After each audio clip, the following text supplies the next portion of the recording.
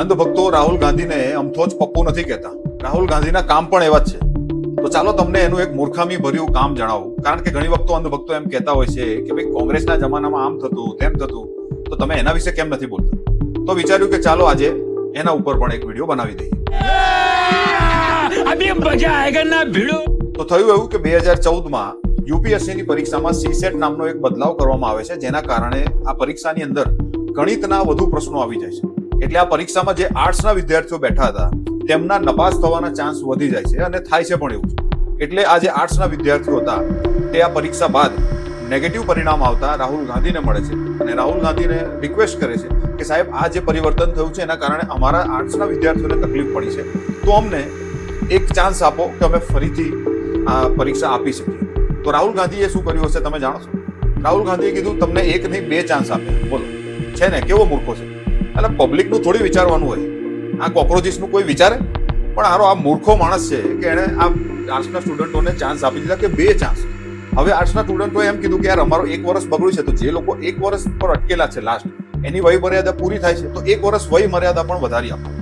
તો આ મૂર્ખ રાહુલ ગાંધીએ આ યુવાનોનું ભલું વિચારીને 1 વર્ષની જગ્યાએ 2 વર્ષની વય મર્યાદા વધારી આપી, અને જે એટેમ્પ્ટ હતા એ ટોટલ 4 સુધી વધારી આપી. હવે તમે જ વિચારો, આવા મૂર્ખ માણસને પપ્પુ ના કહેવાય તો શું કહેવાય? જે માણસ જનતાનું વિચારીને આવા ડિસિઝન લેતો હોય એના માટે આપણે શું કહેવાય? હવે એનાથી ઉલટું જે વિશ્વગુરુ ફકીર નેતા છે એની સરકારે શું કર્યું તે જુઓ. 2020ની અંદર યુપીએસસીની પરીક્ષામાં જે ડોક્ટરોને પરીક્ષા આપવાની હતી તે ડોક્ટરો બિચારા કોરોના વોરિયર તરીકે રોકાઈ ગયા હતા, એટલે એવો પરીક્ષા આપી ન શક્યા. એટલે તેઓ સમજદાર, સમજુ, વિદ્વાન જે નેતાની સરકાર છે એ નેતાની સરકાર પાસે ગયા અને કીધું કે યાર અમને એક મોકો બીજો આપો, કારણ કે અમે તો અહીંયા પરીક્ષામાં તૈયારી પણ નથી કરી શક્યા, પરીક્ષા પણ નથી આપી શક્યા, અમને એક મોકો આપો અને વય મર્યાદા 1 વર્ષ અમને વધારી આપો. તો આ જે સમજદાર, જે અંધભક્તોના ગુરુદેવ છે, વિદ્વાન, આ વિદ્વાન નેતાની સરકારે શું કર્યું ખબર?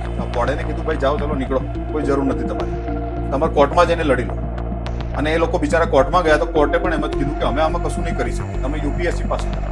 અને બિચારા ફૂટબોલની જેમ પાછા યુપીએસસી પાસે ગયા તો એમણે પણ એમ કહી દીધું કે કંઈ નહીં થાય. તો આને કહેવાય મજબૂત સરકાર, કે જે ભારતના યુવાનો છે, ભારતનું ભવિષ્ય છે, એના વિશે જરાય વિચારતી નથી. એ માત્ર ને માત્ર પોતાના મિત્રોનું વિચારે છે, માત્ર ને માત્ર પોતાનું ચૂંટણી ફંડ દ્વારા પોતાનું બેલેન્સ પાર્ટીનું કઈ રીતે વધે એના વિશે વિચારે છે. તો પોતાનો જે વિકાસ કરતી હોય એ પાર્ટી અને પાર્ટીના નેતાને આપણે સમજદાર કહીએ કે ના કહીએ? તો આ જે કોકરોચો, જે દેશના ભવિષ્ય યુવાનોનું વિશે વિચાર્યું રાહુલ ગાંધીએ, અને 2 એટેમ્પ્ટ એમને વધારી આપ્યા હતા 2014માં, એ ડિસિઝન તમને કેવું લાગ્યું? ખરેખર રાહુલ ગાંધી પપ્પુ છે કે નહીં? મને કોમેન્ટ કરીને જરૂર જણાવો. જય હિન્દ.